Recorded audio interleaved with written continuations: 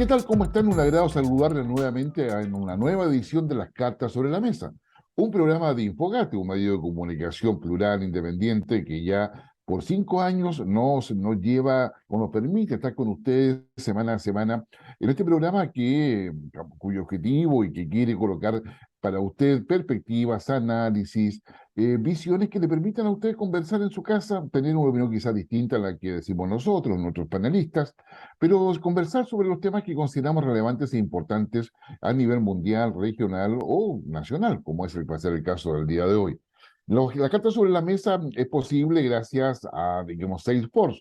Salesforce, usted tiene una pyme, una mini pyme, una empresa mediana, y está buscando integrar todas sus capacidades, pero integrarla desde el punto de vista de poder ir potenciando los nichos de negocio, nichos de mercado que son relevantes. Recordemos que en esta economía asociada a la cuarta y quinta revolución industrial, son los nichos de mercado los que efectivamente van a generar rentabilidad y una rentabilidad a largo plazo.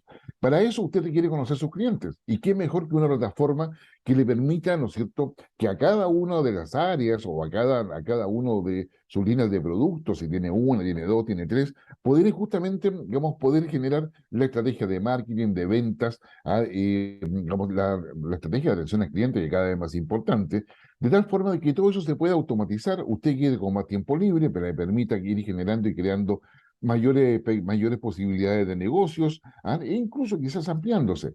Primero consolide, después se amplía. Es lo que dice Salesforce. Salesforce le ofrece de manera gratuita y por 30 días una solución completa para que tenga una mejor comunicación con sus clientes, en una mejor plataforma de comunicación al interior de su organización, y todo eso es Salesforce, tecnología y confianza. Usted lo puede ver y como seguramente estará en el norte, estará en el sur, pero es a través de Mundo TV, por la señal de Cable Mundo, desde Valparaíso a Yanquihue, también por otras plataformas, como es el caso de Telecauquenes, Ñublevisión, y por supuesto por Radio Nunguén en Concepción, aparte en nuestras redes sociales, en Facebook, YouTube y Twitter. Las cartas sobre la mesa, como le decía, intenta entregarle, digamos, algunas perspectivas. Veamos rápidamente lo que es el escenario internacional. Como usted sabe, nosotros grabamos los días jueves en la mañana. Y este jueves en la mañana, cuando estamos empezando esto, usted lo va a leer todo este fin de semana. Vamos a tener lo que ha sido el resultado de las reuniones de alto nivel, tanto del G7, de la OTAN, de los ministros de Defensa de la Unión Europea, de las declaraciones de Joe Biden respecto a lo que ha sido los bombardeos con misiles de alta precisión que ha realizado Rusia sobre varias ciudades ucranianas. Más de 60 misiles se envió atacando puntos críticos o de infraestructura crítica, cosa que también le suena porque en Chile también se discute eso, que son, qué sé yo, centrales eléctricas, centrales de agua potable, tratamiento de agua, digamos, carreteras, puentes, todo lo que pueda generar un daño y evite la movilización de las capacidades militares que Ucrania ha ido incrementando en virtud de la ayuda que le ha entregado Occidente, un Occidente conformado por Estados Unidos, la Unión Europea, Reino Unido y la OTAN en general.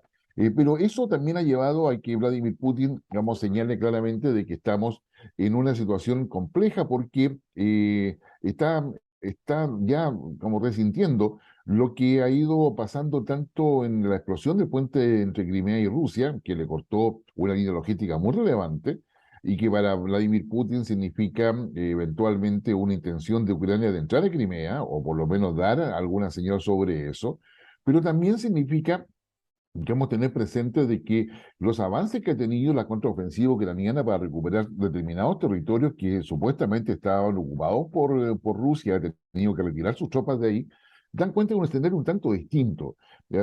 Primero se puede deducir, y así lo ha interpretado la fuente de inteligencia de la OTAN, de que efectivamente Vladimir Putin tiene problemas de abastecimiento de municiones para sostener un enfrentamiento a largo plazo o muy intenso, tiene problemas logísticos también, y para muchos esto significa el principio del fin de Vladimir Putin.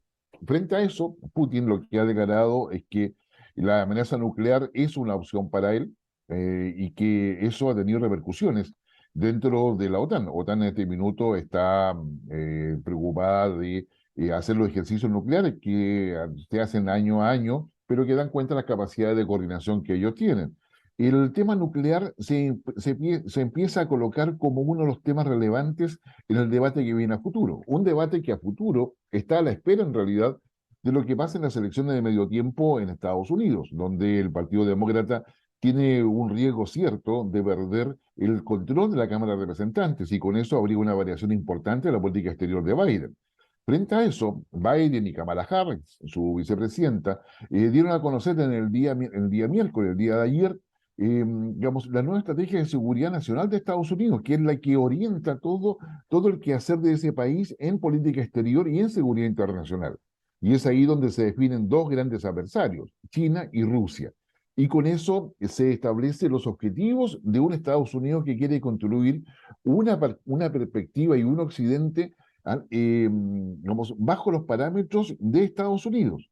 El tema está, y hay muchos temas de esto para analizarlo quizás más profundamente, pero ya está disponible, al menos en su versión en inglés mientras tanto, lo que es de esta nueva estrategia, que finalmente viene a complementar la que se había, digamos, dado a conocer el año recién pasado, que era una estrategia interina, que modificó en parte la que había sacado Donald Trump. Hoy día Estados Unidos tiene su propia estrategia de seguridad nacional y que uno la contrapone a la que tiene la Unión Soviética. Para que usted sepa, los países desarrollados en general, los países que tienen una democracia consolidada, poseen estrategias de seguridad nacional de mediano y largo plazo que determinan las acciones de cada gobierno. Dicho al revés, ningún gobierno desarrollado hace lo que quiere, sino que tiene que someterse a un plan de acción al que estamos en la práctica, mirando digamos, cómo se suman las capacidades de cada país para lograr ese objetivo a largo plazo, cosa que no sucede ni en América Latina ni en Chile. Mientras tanto, y en otro ámbito de noticias, estamos a la espera del resultado de lo que va a ser la presidencial segunda vuelta en Brasil. Estamos viendo la acusación constitucional contra Pedro Castillo en Perú. Vamos a ver qué pasa con eso. Digamos, Pedro Castillo pidió al ejército que resguardara el Palacio de Gobierno, alguna situación que es difícil, con algún grado de tensión importante. Hay mucha especulación en el interior de Perú, pero vamos a ver qué es lo que dice el Congreso, donde tiene que tratarse y abordarse esta acusación constitucional. Mientras tanto, digamos, tenemos una serie de temas, pero no lo quiero aburrir con todo eso. Queremos ya en la práctica darle la bienvenida a nuestro invitado de hoy, muy conocido por todos nosotros, y que, bueno, él ha sido, bueno, es político, o sea, digamos, ya ni modo de decir que no es político, porque ya está, digamos, tiene doctorado en política, yo diría, digamos, tiene doctorado en política, ha sido ministro, diputado, ha estado en la comuna, ha estado en la presidencia, secretaría general de partido, uno de los partidos más importantes de Chile, Renovación Nacional. ¿Qué más? Bueno, es abogado de todo esto, porque empecemos por ahí. Don Mario y Desbordes, ¿cómo, Mario? ¿Cómo está? Qué gusto saludarte. Muy buenos días, Guillermo. También gracias y un gusto saludarte. Ya. Digo, cómo está el ambiente político ahora? Porque estamos entre un gobierno que parece que la hace y no la hace, ya, unas comisiones que parece que funcionan y no funcionan, se le colocan cosas al lado. ¿Cómo tú dirías, como tú tienes una muy buena capacidad de síntesis, cómo dirías tú que está el momento en el cual hoy día vamos a conversar? Estamos en un momento complejo porque el gobierno está choqueado todavía con el resultado del plebiscito. El gobierno cometió un error garrafal de irresponsabilidad infinita que fue transformarse en el jefe de campaña del plebiscito y no quieren reconocer lo que pasó, no quieren reconocer lo que el Chile entero les dijo. Entonces, en ese contexto, el gobierno está paralizado. Tiene una agenda legislativa pobrísima, en donde las grandes reformas siguen chuteándose. Todos los meses nos dicen, mire, el próximo mes, el próximo mes, el próximo mes, pero además en los temas más gruesos no están haciendo lo que se necesita. Eh, Guillermo, yo te recuerdo que en algún minuto varios líderes políticos, varios dirigentes le dijimos al presidente Boric durante la campaña del plebiscito, al inicio incluso, presidente, llame a un acuerdo amplio para determinar qué vamos a hacer si gana el apruebo, qué reformamos y qué vamos a hacer si gana el rechazo, cuál es el camino a seguir. Él en algún minuto como que se entusiasmó, dijo, bueno, veamos el plan B, pero le tiró las orejas el Guillermo Tellier y compañía y hasta ahí llegó la disposición del presidente. Y le dijimos, presidente, asuma un rol de jefe de Estado. Usted es el jefe de Estado. Ese es su rol. Y sin embargo prefirió tener el rol casi de diputado y ser jefe de campaña del plebiscito con una derrota aplastante. Y hoy día están paralizados, Guillermo, están paralizados. La agenda legislativa no va para ninguna parte. Tenemos un problema serio con la seguridad ciudadana y yo valoro el esfuerzo del subsecretario del Interior y de la ministra, pero los anuncios en seguridad ciudadana son paupérrimos, son paupérrimos. No se condice con la gravedad de la situación que el país está viviendo. Y yo lo he planteado, oiga, retome otra cosa. El presidente es muy bueno para hacer anuncios y se le olvidan y se echa para atrás, no se arrepiente. En algún minuto habló de un gran acuerdo nacional en seguridad. Eso es lo que necesitamos. Porque este tema va a haber que abordarlo como la pandemia, fuera de presupuesto. Porque es mucho más que un aumento por aquí y un aumento por allá de carabineros, de furgones, de radiopatrulla. Y en general entonces vemos un gobierno muy, muy, muy complicado. Además, cada día nos aparece un pastel nuevo, como este señor del metro, que lo nombran director en circunstancias que cuando estaban en pleno apogeo las evasiones, ¿no es cierto? Él llamaba a evadir. Y ayer la ministra dice, no vamos a echarnos atrás. Eso es realmente desconocer lo que la mayoría de los chilenos espera de un gobierno y que la corten con estar llevando a sus amigos, porque la verdad que se ha transformado en un gobierno de amigos, de compadres, y termina justificando lo injustificable. Perdona lo duro, Guillermo, pero la verdad es que yo tengo hastío de lo que está pasando. He sido de los más colaboradores, de los que les ha ofrecido apoyo más de una vez en proyectos, pero no hay caso. Me acabo de pensar en una discusión con el diputado Winter, que todos los días está intentando justificar lo injustificable. Ayer la vocera de gobierno se permite interpretar el ataque al carabinero en San Antonio y decir, mire, no creo que haya habido intención de matarlo. Yo, Guillermo, no puedo dar el detalle de las lesiones. Fui al hospital de Ipreca. El padre del sargento Retamal es mi amigo. Juan Carlos Retamal lo conozco hace muchos años. Estuve con los médicos y las lesiones que sufrió ese sargento son de tal gravedad y de tal barbaridad que no hay duda de que lo trataron de matar y lo quisieron matar. Entonces, que la vocera se ponga a hacer ese tipo de declaraciones, la verdad que estamos realmente mal. Guillermo, yo, perdona, pero momento difícil hoy día. No, no, es difícil, por eso te he preguntado, porque desde el punto de vista de análisis yo lo veo, o sea, es decir, hay una percepción de impunidad, por una parte, se instala en no respeto a la autoridad, no solamente a Carabineros, sino que a la autoridad del Estado en general, y a su vez también se empieza a consolidar que se yo, un gobierno de minoría, es decir, un gobierno que está en la minoría y trata de imponer este resto, y es ahí donde justamente yo creo que hay un déficit y un problema que es bastante mayor y que puede afectar la gobernabilidad democrática de nuestro país, sin lugar a dudas. Por supuesto, mira, errores infantiles como por ejemplo tener encargado en la región metropolitana de migraciones a un señor que está en contra de la ley de migraciones, a un señor que justifica la inmigración ilegal, a un señor que cuando tuvo algunos cargos en esta organización jesuita de migrantes y del Instituto de Derechos Humanos, hizo acciones en contra incluso de narcotraficantes para que no fueran expulsados. O sea, esa persona está a cargo del tema migratorio en la región metropolitana. Eso es una cuestión en un área. En el otro área, tú eres un destacado cientista político. Este gobierno, como no había pasado nunca antes, está sustentado en dos coaliciones.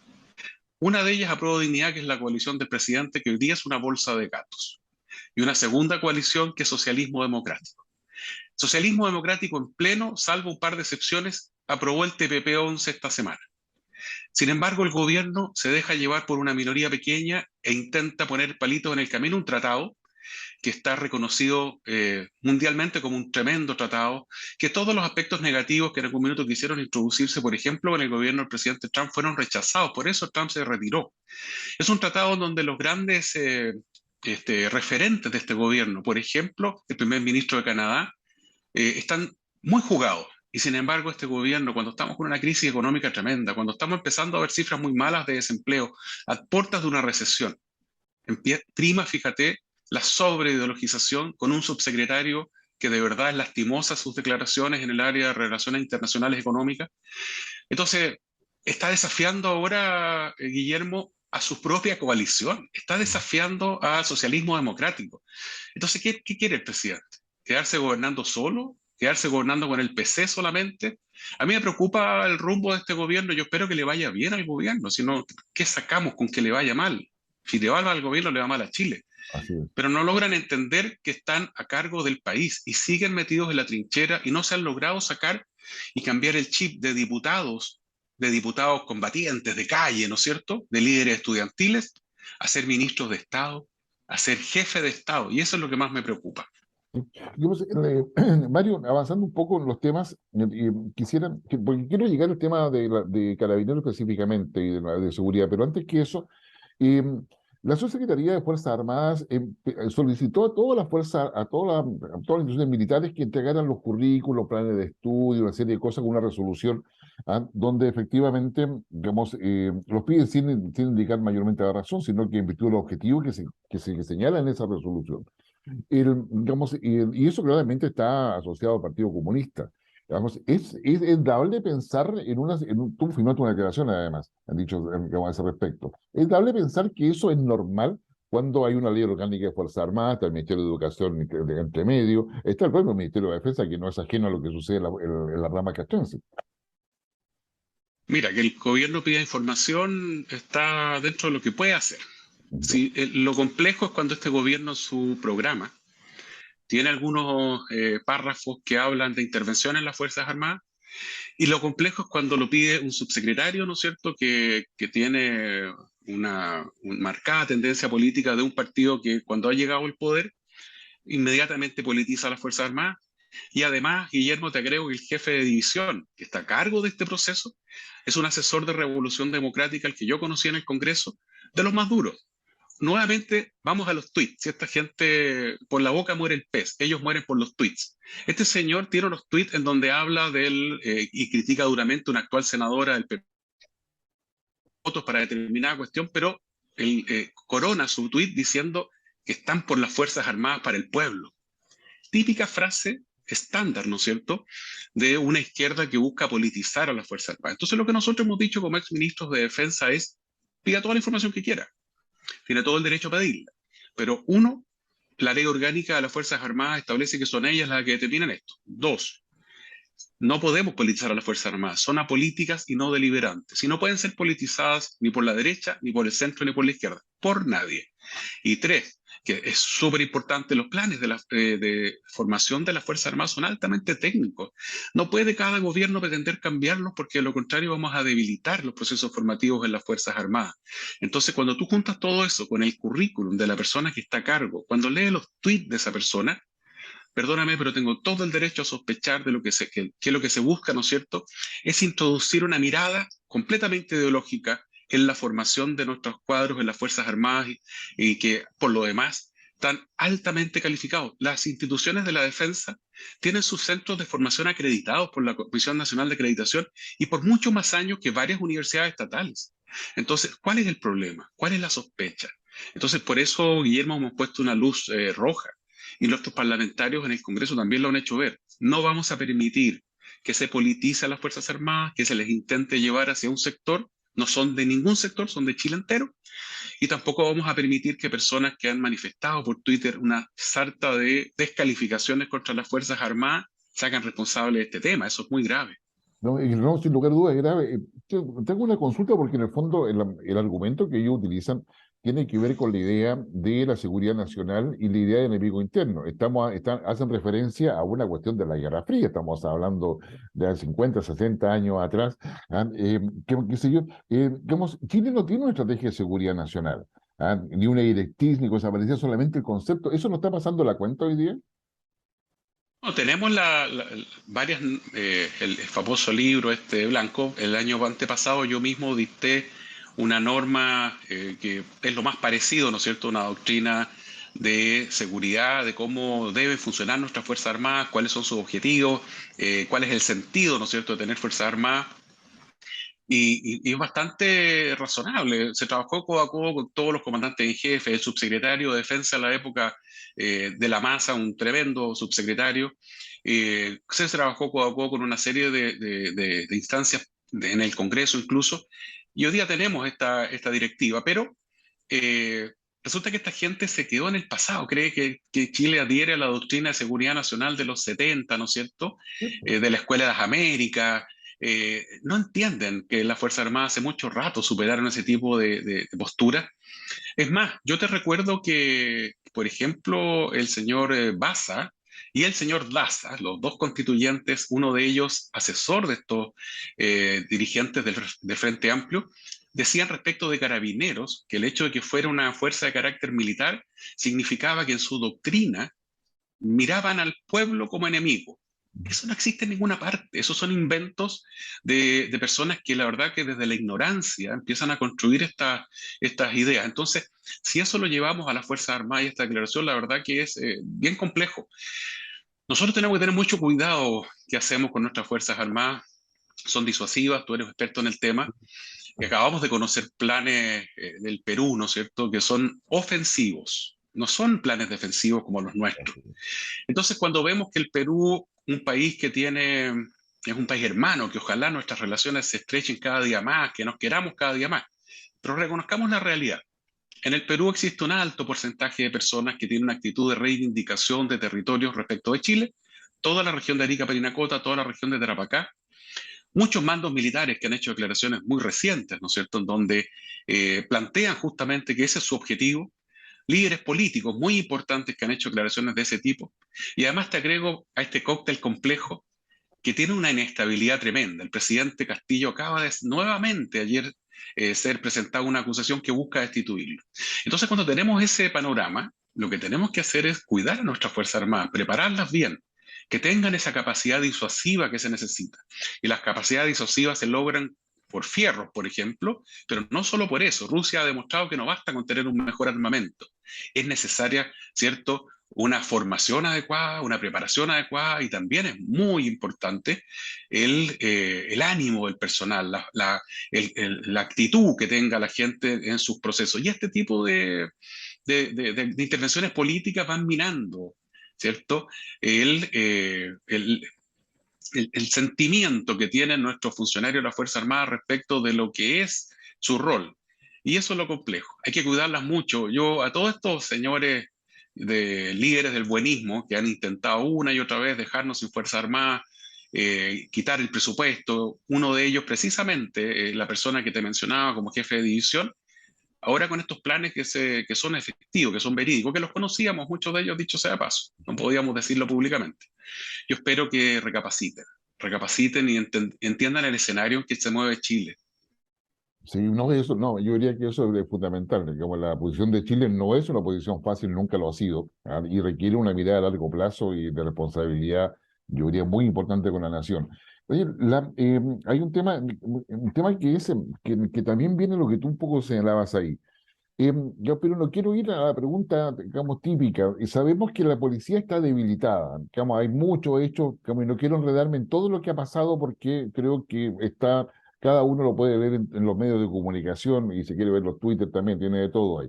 Mi pregunta es la siguiente. ¿Cómo podemos fortalecer a Carabineros? Porque en el fondo, digamos, Carabineros ha pasado por alto y bajo, interno, externo, acusaciones más, una judicialización de una serie de temas que a mi modo de ver no todos corresponderían que tuviese la justicia, es decir, se le ha quitado el apoyo político, institucional a Carabineros. Entonces la pregunta es más propositiva, ¿cómo podemos digamos, fortalecer a Carabineros hoy en día? ¿Qué se requeriría para hacer eso? Yendo de lo más macro, ¿cómo enfrentamos la delincuencia, no es cierto? Tenemos que hacer este gran acuerdo nacional porque el presupuesto por sí solo no alcanza, y tenemos que invertir mucho en prevención, tenemos que invertir mucho en el otro extremo, ¿no es cierto?, en reinserción. No inauguramos una cárcel hace 20 años, Guillermo, 20 años. Y los grandes líderes de las mafias en todo el mundo, y en Chile ya está sucediendo, dirigen, como el Tren de Aragua, sus acciones criminales desde la cárcel. No hay capacidad para segmentar, para separar a los líderes del Tren de Aragua y ponerlos en lugares de alta seguridad, porque no están las condiciones físicas o porque, tema de los derechos humanos, ¿no es cierto?, se considera que incluso a un criminal de ese calibre, tú no lo puedes mantener en una zona más o menos aislada, no le puedes poner un locutorio, un teléfono a un lado y al otro entre un vidrio para que no dirija su organización desde la cárcel. Y entre medio tenemos, ¿no es cierto?, la persecución del delito. Y en ese contexto, la Fiscalía tiene que mejorar su trabajo, por supuesto, y hay que darle más capacidad, más condiciones. Tenemos a una Fiscalía que cuando un policía hace uso de su arma de fuego, Guillermo, inmediatamente este policía pasa a ser imputado. Eso no pasa en Estados Unidos, eso no pasa en Europa. Solo en Chile, el fiscal inmediatamente le da la calidad de imputado a un policía que hace uso de su arma de fuego en un procedimiento sin ninguna razón, porque legalmente no tiene por qué hacerlo. Luego, distingamos la policía. Tenemos una policía de investigaciones que ha hecho un trabajo de modernización gigantesco en las últimas décadas, desde Nelson Merry, ¿no es cierto?, hasta ahora. Policía de investigaciones que requiere más recursos. Hay poquito menos de 9.000 policías en condiciones de trabajar en las calles, necesitamos mínimo 15.000. Luego, tenemos un déficit tremendo de suboficiales, que no existe como planta, es muy pequeñita, son los asistentes policiales, y eso hay que reforzarlo. Podríamos, Guillermo, en un año, tener 400 policías nuevos bajo la modalidad de OPP, oficiales profesionales, como el FBI. Tú te titulas en la universidad y postulas a la Policía de Investigaciones y estás un año en la PDI, en la escuela, y sales ya no como subcomisario, sino como detective, porque hay un problema ahí en el grado. ¿Por qué te digo 400? Porque hay 400 vacantes de personas que ingresaron en los gobiernos de la presidenta Bachelet 1, Piñera 1, y se han ido y no se retiraron. Por lo tanto, no son personas que hayan pasado retiro, que sean cargas de DIPRECA. Y en un año tú los puedes formar y ahí puedes tener ingenieros comerciales, auditores, etcétera, que son clave para la lucha contra el lavado de activos, las organizaciones criminales, porque permiten esta investigación policial muy técnica. Al mismo tiempo podemos tener asistentes policiales que reemplacen, por ejemplo, las decenas de detectives que a esta hora en el aeropuerto están timbrándote el pasaporte. Eso lo hace un policía que debería estar en la calle. Eso lo podría hacer un suboficial con buena preparación, porque así funciona el Carabineros. Eso es la PDI. Necesita más recursos, necesita software que tiene la Policía del Perú, la Policía Argentina, pero que Chile no tiene.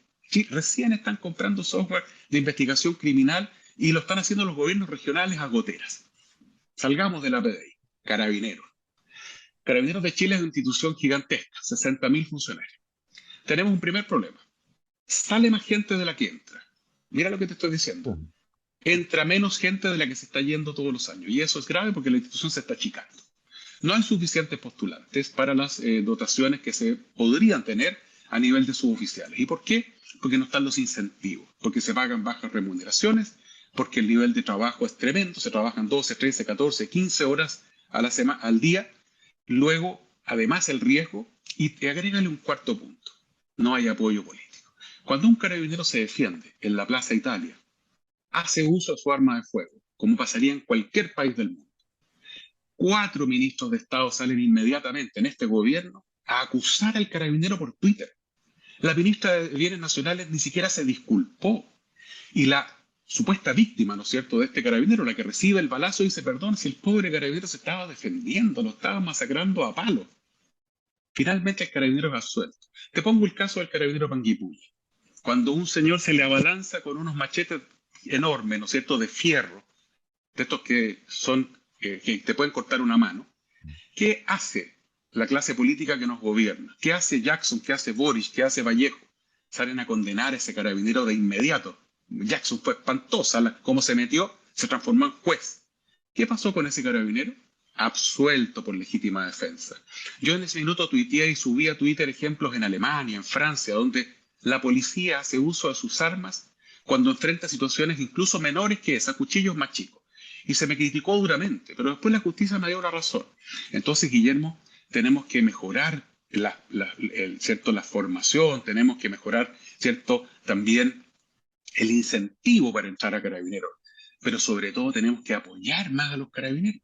Hoy día un carabinero anda con un revólver Taurus de 6 tiros, probablemente hasta ahora en un sector donde el narcotraficante tiene una pistola marca israelita de 15 tiros semiautomática. Entonces, además de eso, hay un poder de fuego muy distinto. Pero fundamentalmente es un tema de apoyo político, de jugársela en serio.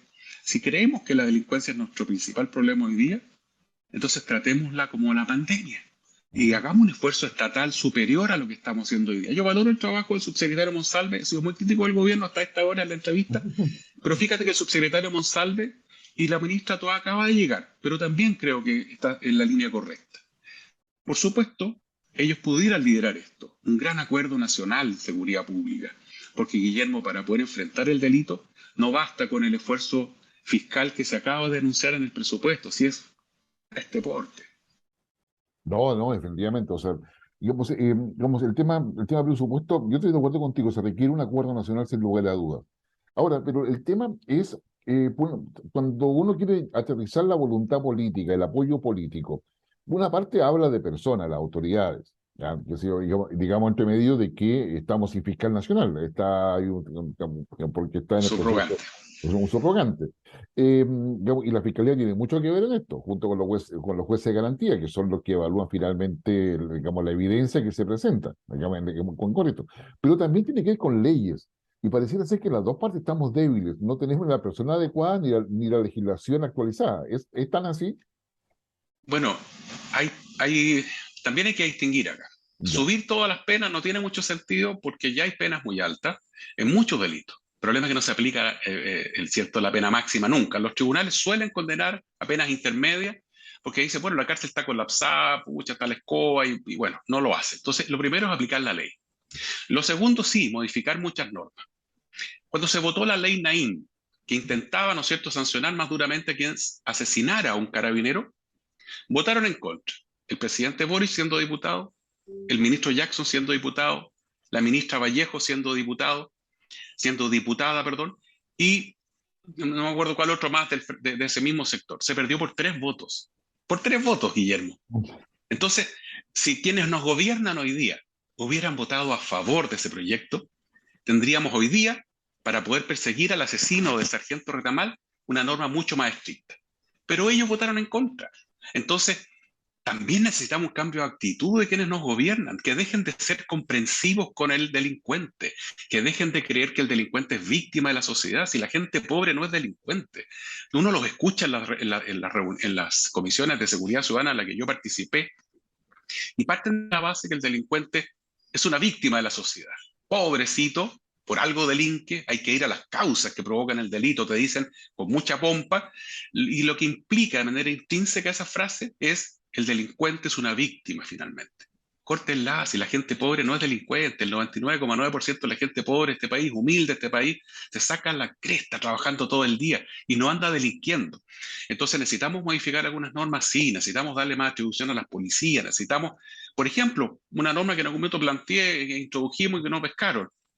Si te sorprenden con un arma ilegal que no es tuya, no inscrita, debería ser cárcel efectiva, mínimo 3 años y un día, al tiro, sin discusión. Yo no estoy diciendo presidio perpetuo, pero ¿qué pasa si hoy día a Guillermo Holmes o a Mario Desbordes lo encuentran con un arma con el número de serie tachado, ¿no es cierto? Que no es mía, por supuesto. ¿Sabes lo que va a pasar? Salvo que tú tengas muchas condenas o yo tenga muchas condenas, a lo más vas a estar con una pena remitida chiquitita. ¿Por qué va a andar un ciudadano honesto con un arma no inscrita en la calle? No es normal, ¿no es cierto?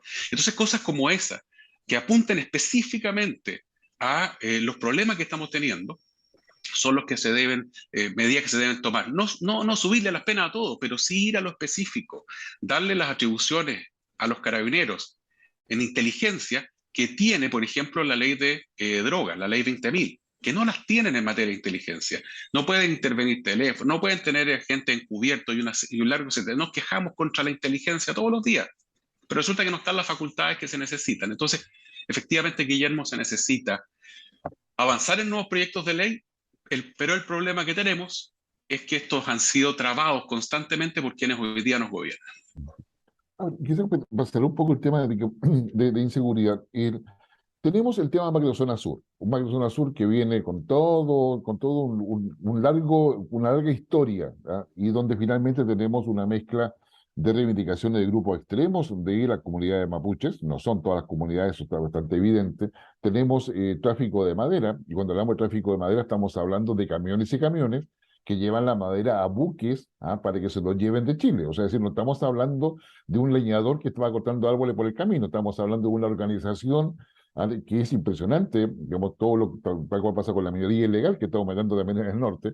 Entonces, tenemos ahí eso. Tenemos, además, elementos de corrupción por lo institucional y el sector privado, mientras que el tema migratorio en el norte no empieza a comer. Es decir, yo, digamos, tal cual lo has hecho tú decías, 5 millones de refugiados que se han ido de Ucrania hacia Europa. ¿Cómo estarán esos europeos si nosotros con 30.000 no sabemos qué hacer? O sea, son 35.000 o 30.000 de enero a junio que han ingresado y que se espera que ingresen mucho más dentro de las próximas semanas. Tenemos todo eso complicado y tenemos un crimen organizado expresado en narcotráfico, prostitución, contrabando, falsificaciones como tú bien dices, un largo etcétera. ¿Ah? ¿Estamos superados, digamos, en ese plano? Hoy día sí. Hoy día ¿Ya? estamos siendo derrotados en la lucha contra el delito. Estamos teniendo una actitud frente a la inmigración ilegal que no corresponde. Yo soy partidario de la migración. Las personas que vienen a trabajar, a esforzarse, a sacarse la mugre a Chile, bienvenido. Pero los países son como las casas. Tú tienes cierta capacidad, yo puedo recibir 10 personas, 20 personas, no puedo recibir, o sea, 10 no, en mi casa no, pero ya, yo tengo una capacidad para recibir 10. Y si llegan 100, ¿qué hago? No puedo, sencillamente no puedo, no es que uno no quiera. Pero además, entre el migrante honesto, que es la mayoría, viene un migrante delincuente, que ha introducido delitos que en Chile no había, el sicariato no existía en Chile, el préstamo gota a gota con extorsión. Vayan a las ferias. Yo he conversado con feriantes que te cuentan cómo les pegan, cómo le quiebran un dedo si no le pagan, ¿cierto? 2, 3 días seguidos. Así es. Eso no existía en Chile hasta hace poco. Entonces, ¿cómo enfrentas esto? Vamos al tema de la migración. El otro día un diario me decía, pero Mario, usted como ministro de Defensa propuso una zanja en Perú, ¿cómo es posible?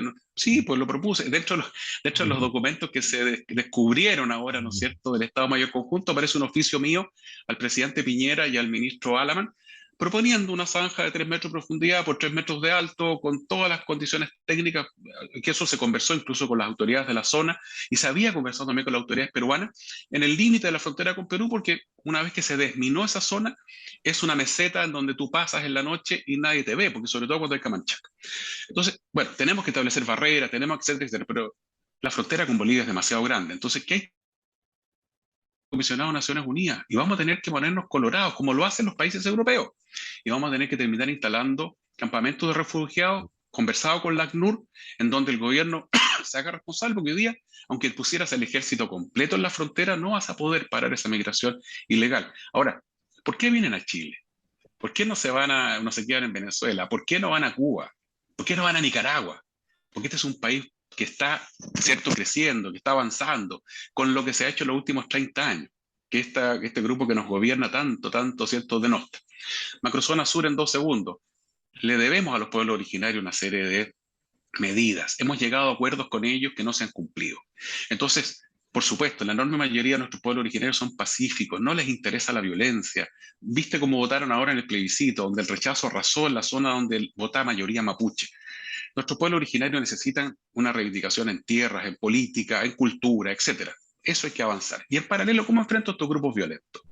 Aislándolos de la mayoría pacífica, ¿no es cierto?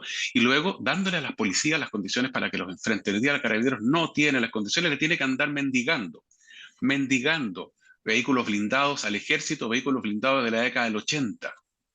Este gobierno anunció compra de vehículos blindados, lo hizo la ministra Siches, va en la línea correcta, me alegro, perfecto. Pero Carabineros no está en condiciones de enfrentar hoy día estos grupos violentos que son técnicamente guerrilla. Cuando uno analiza qué es una guerrilla, cómo puedes calificar a un grupo armado de guerrilla, cumplen todos los requisitos. Y con ellos hay que ponerse firme. Y no podemos seguir con la actitud que también tuvo este gobierno. Te voy a dar un ejemplo concreto. Un joven de apellido Marchán, tomando un fusil M16, encapuchado, ingresa a una faena forestal junto a un grupo, ¿cierto? Un comando de combate. Carabineros estaba en la faena, lo enfrenta. Este señor Marchán, joven, disparan, hieren un señor mapuche inocente, que era un trabajador forestal, que estuvo gravísimo, yo no sé finalmente cuáles fueron sus secuelas. Carabineros mata a Marchán. ¿Y qué hace el presidente Boris? ¿Qué hace el ministro Jackson? ¿Qué hace este gobierno, que en ese minuto eran diputados? Solidarizan con Marchán, que era un guerrillero, que el propio Yaitul dice, este joven iba a hacer una acción de sabotaje, vive en mi casa, era el pololo de la hija, es un joven que usa un fusil M16, o sea, un fusil de guerra, para la gente que nos está viendo. Esa no es un arma para ir a cazar patos. Entonces, cuando tenemos esa actitud comprensiva con estos grupos violentos, estamos muy mal. Y por lo tanto hay que enfrentarlos con toda la fuerza del Estado de Derecho, respaldar a nuestra policía, a nuestras Fuerzas Armadas y terminar con estos estados de excepción acotados a las rutas, a sectores específicos que no sirven para lo que está pasando en la zona. Sí. No, no, definitivamente, tenemos, yo creo que, o sea, el escenario que yo comparto mucho lo que tú dices en términos de lo que Chile está viviendo hoy día como escenario actual, nos coloca muchos desafíos hacia adelante. Pero dentro de esos desafíos, y yo creo que corre por una línea distinta, está la de mantener una vía institucional para una nueva constitución. Ahí esa vía institucional para una nueva constitución quedó radicada en el Congreso. ¿ah? Con un gobierno que yo comparto, con un gobierno que no ha asumido una derrota, no está gestionando su derrota, que es lo peor, o sea, porque tú la derrota la gestionas. Sí, ganar y perder es parte de la vida, pero lo más importante es gestionar las derrotas.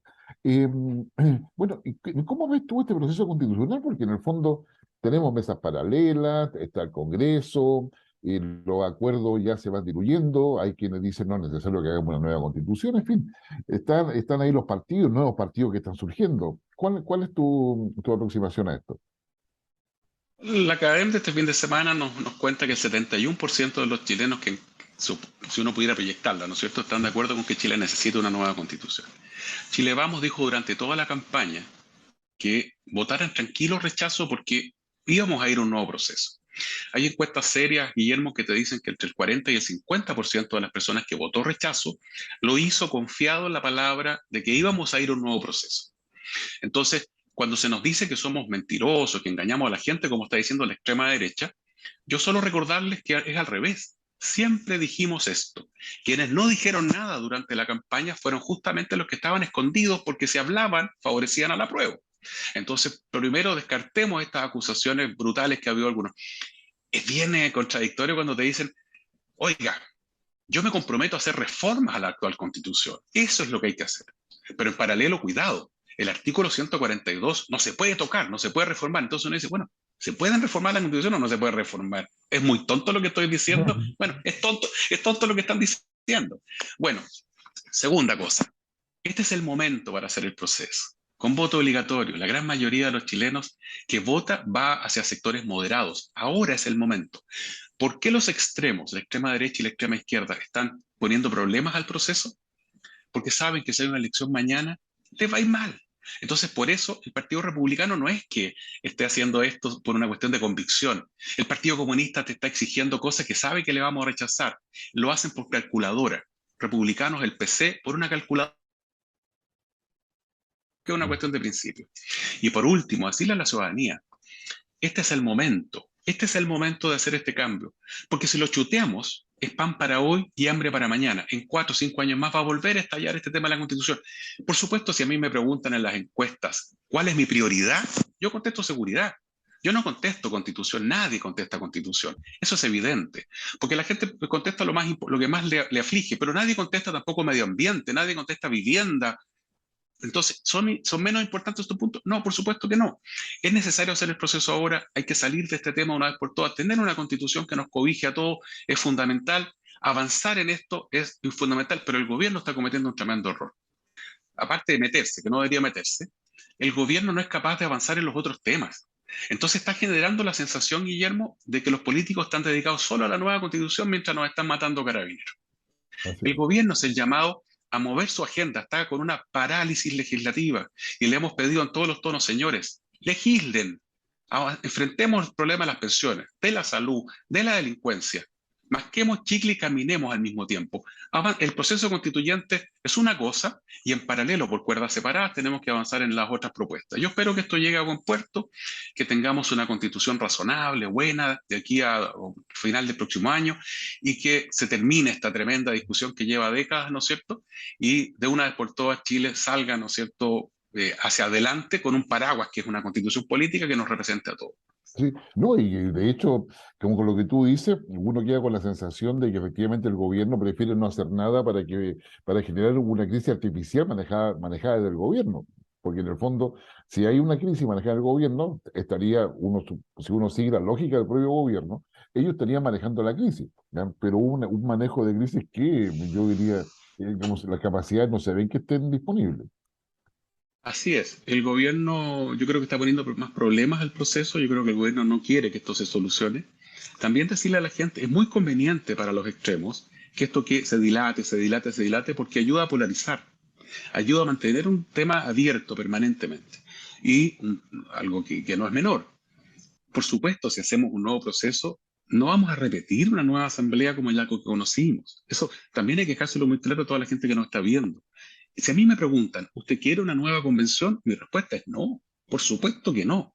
Entonces tenemos que corregir las cosas que no funcionaron bien Y en eso también ha puesto problemas el gobierno, porque el PC quisiera que se repita todo tal cual, porque le conviene, por supuesto. Y eso no se lo vamos a permitir. Si hacemos un nuevo proceso, es corrigiendo los errores y no vamos a tener nuevamente los shows que vimos en la convención anterior. Y por eso el gobierno en este caso tiene que hacerse a un lado, dejar al Congreso trabajar, que se llegue a un acuerdo y en paralelo legislar en las otras materias y terminar su parálisis legislativa. Mario, ya el tiempo nos está comiendo, pero no puedo dejarte hacer una pregunta y te lo voy a tratar de hacer lo más inteligentemente posible, cosa que no siempre es fácil. Pero tú llevas mucho tiempo en temas partidarios. Hoy día tenemos movimientos políticos en la izquierda, en el progresismo, ¿ah? Y que incluso en la propuesta constituyente que se rechazó, se hablaba de movimientos, hay colectividades, pero nunca se habló de partidos políticos. ¿Ah? No sé, y hoy día surgen nuevos partidos, que intentan instalarse. Hay una fragmentación partidaria importante. Está el partido amarillo, que va a partido, sentido común, otro, y probablemente otros más, que digamos, quizás hasta tú sepas más que yo sobre eso. Pero la verdad es que digamos, la pregunta es, ¿se puede, y por qué habría que confiar en los partidos políticos? Tú recién hacías una rápida mención a que los partidos se están comprometidos a un cambio, pero finalmente están, digamos, como se decían, no sé si decir ahora en la cocina, en la parrilla, pero digamos, están tratando de poder, con calculadora en mano, las minorías manejando nuevamente el proceso. A minorías tanto que tú ubicas la extrema derecha como la extrema izquierda. Entonces, ¿se puede confiar en los partidos políticos realmente y por qué? Las democracias occidentales, como las conocemos, están cierto, sustentadas en términos de la relación ciudadano-autoridad en los partidos políticos. ¿Mm? Y yo le quiero dar un ejemplo a la gente que nos mira ahora. Miren la convención. ¿Dónde se produjeron los principales chascos? Justamente los chascarros más grandes no vinieron de los partidos políticos. Porque los partidos políticos tienen una institucionalidad, hay un cierto orden. Tú más o menos sabes por quién votas cuando votas por alguien de RN, del PC, de la UDI, del socialista, ¿no es cierto?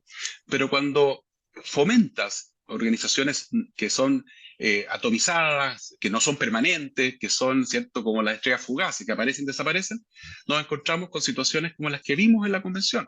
Los partidos te dan cierta estabilidad, te dan cierto orden, te permiten cierta tranquilidad respecto de lo que tú estás eligiendo y de quién está finalmente asumiendo un cargo. Los partidos políticos más o menos tratan de orientar a sus representantes populares y le dicen, oiga, cuidado, que este es nuestro margen. Pues. Usted no podría alguien de Renovación Nacional venir a proponernos, ¿cierto?, un régimen chavista.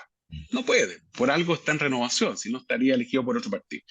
Entonces, hoy día me preocupa la fragmentación, por supuesto, es legítimo que se quieran hacer más partidos políticos, pero la ciudadanía debe también exigirle a quienes están en estos procesos y a los partidos organizados que rindan más cuentas. Yo creo que es un primer problema. Y luego a lo que estamos en política, dejar de descalificarnos porque sí, uno tiene que hacer crítica política, pero no hacer crítica personal, ni tampoco estar constantemente instalándole a la gente la sospecha de que este señor que piensa distinto a mí está en política para beneficiarse o para perjudicar. Los países en donde los partidos políticos han terminado deteriorándose mucho, como pasó en Venezuela, ¿no es cierto?, en los 70 y 80, terminamos con dictaduras instaladas que finalmente terminan con todas las libertades. El principal riesgo hoy día para las democracias es el populismo y el totalitarismo. En América Latina fundamentalmente los populismos. Entonces, a mí me parece que necesitamos un sistema de partidos políticos más fuerte. Quizás hay que mejorar las normas para hacerlos mucho más estrictos en rendición de cuentas, por ejemplo, si un señor sale electo por Renovación Nacional y a la semana se cambia al otro extremo, debería perder el cargo como pasa en algunos países del mundo, porque la gente votó por un concepto, ¿no es cierto?, que es representado por ese partido político. Se puede mejorar la norma, pero yo creo que fundamentalmente los partidos políticos son los mejores intermediarios con la ciudadanía. Ahora, ¿cómo se mide un partido político? Porque yo he escuchado, mira, el PDG es el partido más grande porque tiene más militantes. No es así. Yo soy hincha del Colo-Colo. Yo no sé si Colo-Colo tiene ciertos socios, pero el partido más popular de Chile es el equipo más popular de Chile.